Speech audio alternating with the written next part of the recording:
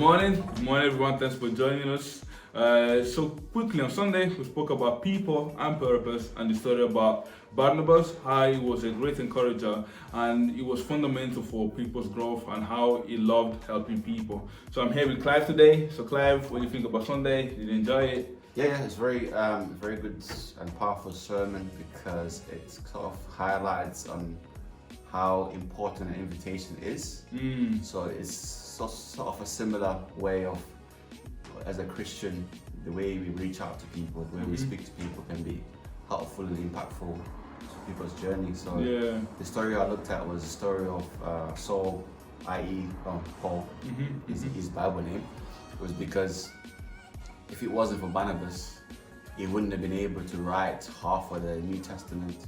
He wouldn't have been able to reach all those people. But the fact that somebody reached out to him and spoke to him and encouraged him to pursue the journey of Christ, that helped him as well. Yeah, well, that's so true. And I believe, when Pastor mentioned about the fact that we ought to be involved and purposely help people to grow.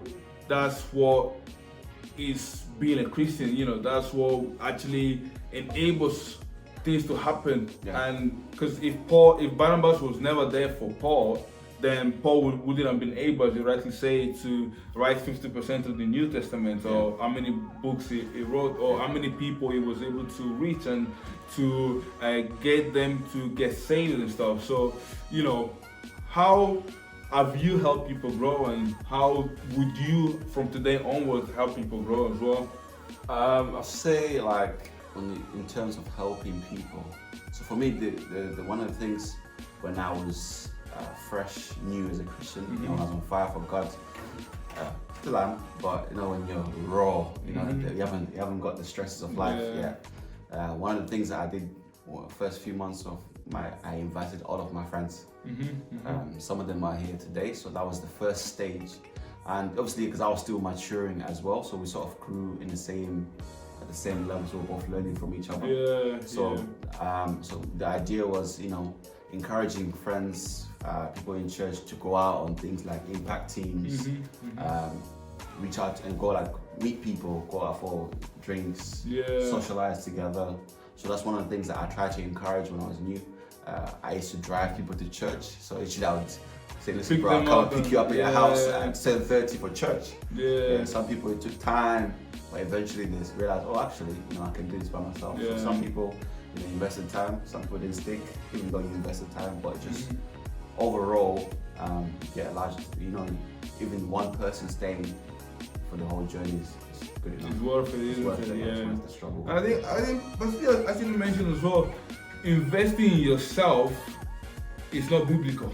No. Investing in people is what God's called us to do, and by investing in people, you're actually investing in yourself, because I believe all those activities that you did and trying to help people and trying to reach out to people actually made you a better person as well, isn't it? You gain skills and you got to know yourself in ways that perhaps before you didn't, isn't it? Yeah, it's like one of the reasons why I bought a car was because at the time, Pastor T was picking up everybody from church. So he was like, so you bear in mind on a Wednesday for Bible study.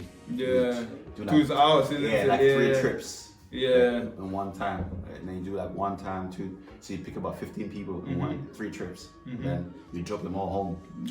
So then one of the things that came to me, I was like, okay, I know I want to go visit my family, but at the same time, I want to be able to help out.